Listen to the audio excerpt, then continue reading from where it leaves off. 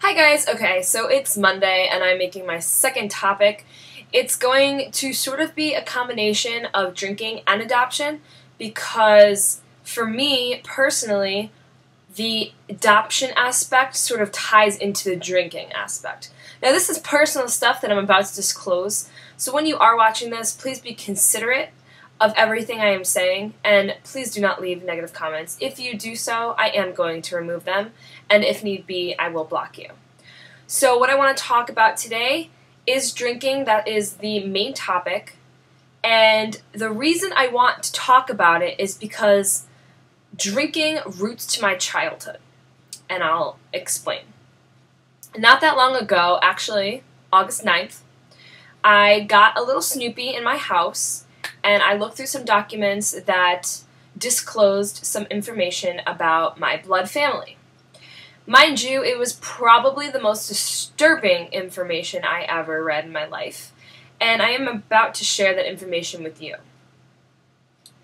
Basically, what I found out was the reason I was placed in an orphanage was because my mother was in an alcoholic clinic and my father was a chronic alcoholic. Those two things are very serious conditions, and the fact that my mother was in a clinic and my dad was a chronic alcohol drinker is not something that you just read and get over. It's not. Let me tell you, I read that those few days ago and I bawled my eyes out from that night into the next morning. I was angry, I was upset, I was angry. Angry is the word to use here. That's a serious thing. That's not something you joke about. It's not something you laugh about. Now that I know that information, I can further tell you why drinking bothers me. Now, I am 21. I am legal. And because I have now been raised in a family that is stable and supportive, and I have been in a healthy environment, I have learned to drink responsibly. When I was 14 years old, my parents now let me try wine. But they only gave me a tiny amount, and it was at the dinner table when guests were over. Or I might have been 16. 14 is kind of young. But that's not the point that I'm making. The point I'm making is that there are parents who do a really good job in parenting, and they know that somewhere along the way, drinking becomes a problem. And so for me and my non-biological parents, they wanted to train me. But of course, at the time, I didn't really know that. So, having that little bit of wine occasionally really taught me control. And by the time I was a freshman in college, without a doubt, I was exposed to the party atmosphere. I also pledged a sorority, and I was around fraternities and other sororities, and drinking was not a priority, but it was a top event. Drinking was a huge thing. Now, unfortunately, drinking takes place at any college or university, and it's just something you sort of have to expect. You know, it's a given when teenagers are away from home, they're obviously going to go to parties and they're going to pick up a red cup. Just to give you a visual, those stupid red Solo cups. Anyway, so now, even more so than before, now that I know the history about my blood parents, I'm so disturbed about drinking. Now again, it's one thing if you have one glass of wine. It's one thing if you have one beer.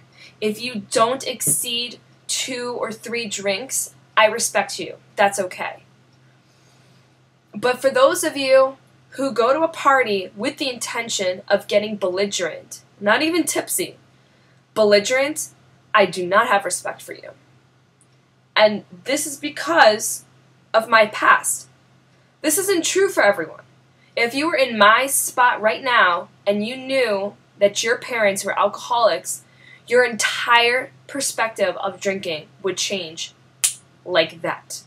Because it's disturbing to know that your parents were out of control. So out of control that you were dressed poorly and you were not fed well. And that was the truth for me when I was little. And that is a really disturbing truth to face. So if you're watching this and you're like, oh, this girl's lame, like she obviously doesn't go out, she doesn't drink, let me tell you something. I do go out. And I make sure that I surround myself around people who are responsible when and if they drink. And I have friends who know that if I go out and I have a drink or 2 drinks, they know I don't ever exceed 5 drinks. They know that's my good point. And if I exceed that, they stop me. They also know my past. And they know how much it's affected me. And they know to look out for me. Those are the people you want to surround yourself with. You don't want to be around the people that go all out. You don't want to be around the people that go wild. Because then you're placing yourself in a dangerous situation. And you don't want that. Trust me. I have been in the ER, not for me, but for people who have exceeded the appropriate amount of alcohol to the point where now their health and their life are at risk. And you do not want to be at that point, let me tell you. It is scary. It is upsetting. You have your friends around you. If you end up in the ER and it becomes a serious situation, your friends are going to be devastated. And you don't want to put them in that situation either. So, if you're watching this video, I am raising awareness for drinking and alcoholism. Same thing. But I hope that I've made a point. And I hope that if you didn't see why there are some people who are straight edge, this is one of the reasons why. I have not decided what my next topic will be, but when I do, you'll find out. I'm still waiting to be asked questions about my first video, and hopefully I'll get questions about this video if you have any. And if you should have questions, please do ask them, and I will make a Q&A for both this video and the video prior to this one. Thanks guys for watching.